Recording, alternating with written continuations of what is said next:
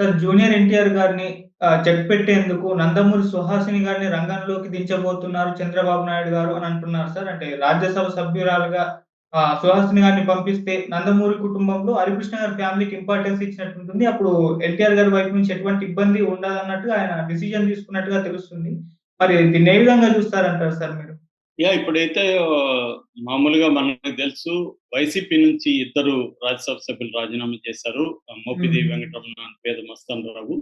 So, ఈ 2 ఖాళీలైనాయి. ఈ 2 కూడా ఇప్పుడు టీడీపీకి కోటాలని పడుతుంది. ఎందుకంటే టీడీపీకి 135 సీట్లొచ్చాయి కాబట్టి, టీడీపీ కోటాలనే ఈ 2 ఉంటున్నాయన్నమాట. కాబట్టి ఇప్పుడు దీనికి పోటీ కూడా తెలుగుదేశంలో చాలా ఎక్కువగా ఉంది. ఇటు అశోక్ గజపతిరాజు కావచ్చు, ఖమ్మంపాటి రామ్మోహన్ కావచ్చు, కనక మేడల్ కావచ్చు, గల్లా జయదేవ్ కావచ్చు, తర్వాత పనబాక లక్ష్మి కావచ్చు, ఆలపాటి రాజేంద్ర ప్రసాద్ కావచ్చు.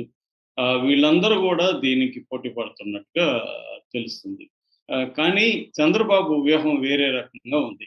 ఆయన ఏం ఆలోచిస్తున్నారంటే దీన్ని నందమూరి ఫ్యామిలీలో ఒకరికిద్దామని ఆలోచిస్తున్నట్టుగా తెలుస్తుంది. ముఖ్యంగా ఆహ్, గతంలో ఉన్న రాజ్యసభ సభ్యుడిగా ఉన్న హరికృష్ణ, నందమూరి హరికృష్ణ కూతురు నందమూరి సుహాసినికి ఈ పదవిద్దాము అని చంద్రబాబు ఆలోచిస్తున్నట్టుగా తెలిసింది. మామూలుగా చంద్రబాబు ఏది చేసినా కూడా దాని వెనుక వ్యూహము, ఎత్తుగడ అనేది ఉంటది. అంటే ఒక ఎత్తుగడ అంటే ఏమో షార్ట్ టర్మ్ ప్లాను, వ్యూహం అంటే లాంగ్ టర్మ్ ప్లాన్. అలాగా 2 చంద్రబాబు ఆలోచించి పనులన్నీ చేస్తుంటాడు. అందుకనే ఆయన వ్యూహాలు ఏమాత్రం సక్సెస్ అవుతున్నాయి అందరూ మనం చూస్తున్నాం. సో, ఇప్పుడు ఈవెన్ పెట్టడం వెనక కూడా చంద్రబాబు వ్యూహం ఉందని చెప్తున్నారు. యాక్చువల్‌గా ఆమె 2018లో కూడా ఆమెను చంద్రబాబు రాజకీయాల్లోకి తీసుకొచ్చాడు. అప్పటి వరకు ఆమె రాజకీయాల్లో లేదు. ఆమె వాళ్ళ భర్తకు సంబంధించిన వ్యాపారాలు చూసుకుంటుంది.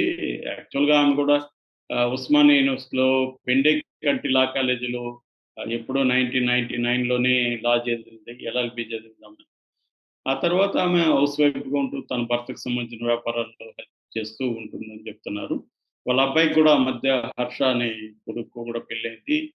దాని తర్వాత ఆమె కొంత ఫ్రీ అయిందని చెప్తున్నారు. యాక్చువల్‌గా ఆమె 2024లో బిగినింగ్‌లో మన రేవంత్ రెడ్డిని కలవడం, అప్పుడు 'ఆంధ్రజ్యోతి' కూడా రాసింది ఆమె కాంగ్రెస్‌లోకెళ్ళిపోతుంది. కీలకమైన పదవి ఇస్తున్నాడు రేవంత్ రెడ్డి అని. కానీ ఆమెకి అదేది చేయలేదు. కాంగ్రెస్‌లో చేరలేదు. అప్పుడే చంద్రబాబు వారించినట్టుగా తెలుస్తుంది. "నువ్వు ఉండమ్మా నువ్వు. మనం తెలంగాణ పార్టీని మళ్ళీ డెవలప్ చేస్తాము. దాంట్లో నీకు కీలక బాధ్యతలు ఇస్తానని" చెప్పినట్టుగా కూడా అంటున్నారు. ఇప్పుడు ఎందుకంటే అప్పుడు కూడా సుహాసిని ఎందుకు తీసుకొచ్చంటే ప్రధానంగా నందమూరి ఫ్యామిలీ తనకు సింబాలిక్‌గా తన వెంట ఉంటుంది. నందమూరి ఫ్యామిలీకి చంద్రబాబు ద్రోహం చేయలేదు. అన్న ఒక నెరేటివ్‌ని చంద్రబాబు బలంగా తీసుకోవడం ఒకటి. ఎందుకంటే చంద్రబాబు పెద్ద ఎన్టీఆర్, సీనియర్ ఎన్టీఆర్‌కి వెన్నుపోటు పొడిచి ఆయన దగ్గర నుంచి అధికారాన్ని లాక్కున్నాడు. ఆ బాధతోనే సీనియర్ ఎన్టీఆర్ చనిపోయాడు అన్న నెరేటివ్‌ని ప్రత్యర్థులు బలంగా చంద్రబాబుకి వ్యతిరేకంగా తీసుకెళ్తారు. దాన్ని ప్రజలు పెద్దగా నమ్మినట్టుగా అయితే లేదు. ఎందుకంటే నమ్మితే ఇంతకాలం చంద్రబాబుకి అధికారాన్ని మళ్ళీ మళ్ళీ అందించరు. సో, ఏదేమైనా చంద్రబాబుకి ఎప్పటికప్పుడు దాని నుంచి చంద్రబాబు కూడా బయటపడడానికి ఇటు బాలకృష్ణ ఫుల్ టైమ్ రాజకీయ నాయకుడు కాకపోయినా ఆయనకి ఎమ్మెల్యే పదవి ఇవ్వడం. అట్లాగే నందమూరి కుటుంబానికి పెద్ద దిక్కుగా చంద్రబాబు ఉండడం. ఏ సమస్య వచ్చినా తాను పరిష్కరించడం. అలాగే చేస్తూ వస్తున్నాడు. అంటే ఆ ఫ్యామిలీని చంద్రబాబు జాగ్రత్తగా అయితే చూసుకుంటూ వస్తున్నాడు.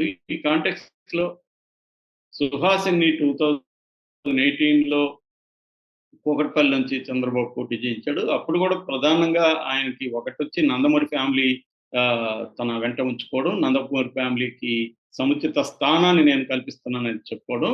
నెక్స్ట్ జూనియర్ ఎన్టీఆర్ ఫ్యాక్టరీకి చెక్ పెట్టడానికి ఆమెను తీసుకురావడం. ఆమె ఉంటే ఖచ్చితంగా జూనియర్ ఎన్టీఆర్, కళ్యాణరామ్ ఇద్దరు కూడా ఆమెకు సపోర్ట్ చేస్తారు. సపోర్ట్ చేయక తప్పని పరిస్థితి చంద్రబాబు కల్పించారు. అయినప్పటికి కూడా జూనియర్ ఎన్టీఆర్ గాని, కళ్యాణరామ్ గాని తమ అక్క పోటీకి నిలబడినా కూడా వాళ్ళెళ్లి క్యాంపెయిన్ చేయలేదు. ఆమెను గెలిపించమని చెప్పలేదు. అంటే వీళ్ళు కూడా అంతే స్టబర్న్‌గా ఉండిపోయారు. కానీ చంద్రబాబు ఏందంటే ఆమెను మళ్ళీ రాజ్యసభకు పంపించడం ద్వారా ఆమెకు నేను అన్యాయం చేయలేదు. ఆమె ఓడిపోయినా కూడా ఆమెకు మళ్ళీ నేను సముచిత స్థానం ఇచ్చాను. హరికృష్ణ గతంలో కూడా నేను ఇచ్చాను. అలాగే ఇప్పుడు ఇస్తున్నాను కూతురికి అని చెప్పుకోవడం. దానివల్ల రేపొద్దున ఎన్టీఆర్ ఫ్యాక్టర్‌ని అంటే ఆయన దీర్ఘకాలిక వ్యూహం ఏందంటే రేపు ఇటు జగన్ గావచ్చు, పవన్ కళ్యాణ్ గావచ్చు, జూనియర్ ఎన్టీఆర్ ఈ ముగ్గురు నుంచి లోకేష్‌కి థ్రెట్ ఉండే అవకాశం ఉంది. సో, ఈ ముగ్గురి థ్రెట్‌ని చంద్రబాబు డిఫీట్ జేయాలి. సో, దానికోసం ఒక పక్కేమో జగన్‌ని ఆహ్, ఆహ్, వీక్ చేయడానికి అతను వ్యూహాలు కదుపుతున్నాడు. రెండో పక్క పవన్ కళ్యాణ్ ఇప్పటివరకైతే తన కంట్రోల్‌లోనే ఉన్నాడు. పవన్ కళ్యాణ్ గూడా మెల్లగా ఎలా డిఫీట్ చేయాలనేది చంద్రబాబు ఖచ్చితంగా ఆలోచిస్తాడు. మూడవ అంశం జూనియర్ ఎన్టీఆర్. జూనియర్ ఎన్టీఆర్ ఎప్పటికైనా డేంజరే. రేపొద్దున చంద్రబాబు వీక్ అయిపోయినాక జూనియర్ ఎన్టీఆర్ రంగంలోకి దిగి తను తెలుగుదేశాన్ని చీల్చొచ్చు. లేదా తెలుగుదేశం నాదే అని అతను క్లెయిమ్ చేసి రంగంలోకి దిగొచ్చు. అప్పుడు ఆహ్, నక్ తప్పనిసరిగా చంద్రబాబు వీక్ అయిపోయినప్పుడు నందమూరి ఫ్యామిలీని మిగతా వాళ్ళు కూడా ఎవరైనా జూనియర్ ఎన్టీఆర్‌కి అండగా ఉండొచ్చు. ముఖ్యంగా కళ్యాణ్ రామ్ లాంటోళ్ళు ఉంటారు ఎట్లాగో. సో, ఈ అది రేపొద్దున లోకేష్‌కి కూడా ఇబ్బందవ్వచ్చు. అందువల్ల చంద్రబాబు ఏందంటే లాంగ్ టర్మ్ ప్లాన్‌లో లోకేష్‌కి ఏవేవి రేపు ఫ్యూచర్‌లో ఎక్కడెక్కడి నుంచి థ్రెట్ ఉంది, దాన్ని ఎట్లా డిఫీట్ చేయాలనేది కూడా చంద్రబాబు వ్యూహంలో భాగంగా సుహాసినికి ఆహ్, రాజ్యసభ సభ్యత్వం ఇవ్వబోతున్నట్టు ఇప్పుడు మనకి చెప్తున్నారు. సుహాసిని కూడా దీనికి అంగీకరించిందని చెప్తున్నారు. యాక్చువల్‌గా కాంగ్రెస్‌లోకెళ్ళింది కూడా ఆమె ఇట్లాంటి పదవి ఇస్తారు. ఎమ్మెల్సీ గాని రాజ్యసభ ఇస్తారని ఆమె ఆశించిందని చెప్తున్నారు. బట్ చంద్రబాబు అప్పుడు దాన్ని అడ్డుకున్నాడు కాబట్టి ఆమె కాంగ్రెస్‌లోకెళ్ళలేదని చెప్తున్నారు. ఇది ఎందుకంటే మనం ఇప్పుడు చూస్తే పేపర్‌లో 2018 అందరూ చూస్తే క్లియర్‌గా ఆహ్, కాంగ్రెస్‌లోకి సుహాసిని కీలకమైన పదవి అని కూడా పెట్టి టైటిల్ పెట్టి రాశారు. సో, అది యాక్చువల్‌గా అట్లాగే మన మన తారకరత్న భార్య అలేఖ్య రెడ్డికి కూడా ఎమ్మెల్యే పదవి ఇద్దామని కూడా గతంలో అనుకున్నాడు. బట్ ఆమె రెడీగా లేదని చెప్తున్నారు. అందుకనే ఆమెకు కూడా ఇవ్వలేదు. భవిష్యత్తులో ఆమె గాని సిద్ధమైతే ఆమెని కూడా రాజకీయంగా ఏదో ఒక రకంగా సముచిత గౌరవం ఇవ్వాలని చంద్రబాబు ఆలోచిస్తున్నట్టుగా తెలుస్తుంది. అంటే ఈ నందమూరి ఫ్యామిలీకి ఇప్పటికి ఇంపార్టెన్స్ ఉంది. నందమూరి ఫ్యామిలీకి సంబంధించిన అభిమానులు గట్టిగానే ఉన్నారు. అట్లాగే కమ్మ సామాజిక వర్గానికి కూడా నందమూరి ఫ్యామిలీ ఇంపార్టెంటు. అందువల్ల నందమూరి ఫ్యామిలీని దూరం పెట్టకుండా వాళ్ళకి ఏదో ఒక పదవులివ్వడం, వాళ్ళని తనతో ఉంచుకోవడం అనేది చంద్రబాబుకి అవసరం. రేపొద్దున లోకేష్‌కి కూడా అదే అవసరం ఉంది. సో, చంద్రబాబు ఏందంటే ఇప్పుడు తన అవసరం, నెక్స్ట్ భవిష్యత్తులో లోకేష్ అవసరాన్ని కూడా చంద్రబాబు దృష్టిలో పెట్టుకొని వ్యూహాల్ని ఆహ్, రచిస్తున్నట్టుగా మనకి అర్థమవుతుంది. ఆ నేపథ్యంలో ఆమెకు ఆహ్, రాజ్యసభ సభ్యత్వం ఇచ్చే అవకాశం కనిపిస్తుంది. ఎందుకంటే మామూలుగా అయితే ఇంకా 2 ఏళ్ల వరకు తెలుగుదేశానికి రాజ్యసభ సభ్యులు ఎవరు లేరు. కానీ ఇప్పుడు జగన్ తరపు నుంచి వాళ్ళిద్దరు రాజీనామా చేశారు కాబట్టి, నిజానికి రాజ్యసభ సభ్యులకి 2 ఏళ్లకైతే 25,00,00,000, 6 ఏళ్లకైతే 100,00,00,000 ఇచ్చే బిజినెస్ పీపుల్ కూడా ముందుకొస్తున్నారని చెప్తున్నారు. నిన్నంతా కూడా ఒక వార్త వైరల్ అయింది. అదేంటంటే 2 ఏళ్ల సర్వీస్ ఉండే రాజ్యసభ సభ్యుడు గాని ఇప్పుడు రిజైన్ చేసి ఆ స్థానాన్ని తనకి గాని ఇచ్చేట్టుకుంటే 25,00,00,000 పార్టీ ఫండ్ తెలుగుదేశానికి ఇస్తారని ముందస్తుకొస్తున్నారు. గల్లా జయదేవ్ లాంటోళ్ళు అని చెప్తున్నారు. ఒకవేళ 6 ఏళ్ళు కూడా రాజ్యసభ సభ్యులు ఉంచేట్టుకుంటే 100,00,00,000 వరకు కూడా ఫండ్ ఇవ్వడానికి మేము రెడీగా ఉన్నామని చెప్తున్నారు.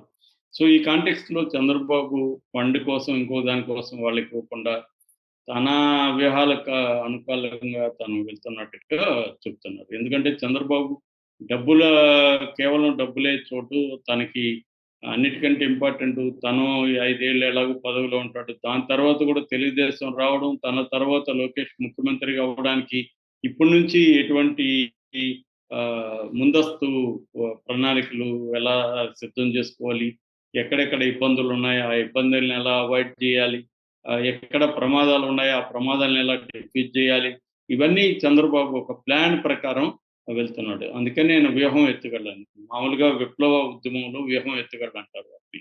అంటే స్ట్రాటజీ అండ్ టాక్టిక్స్. ఇది ప్రతి యుద్ధంలో కూడా ఇది జరుగుతాయన్నమాట.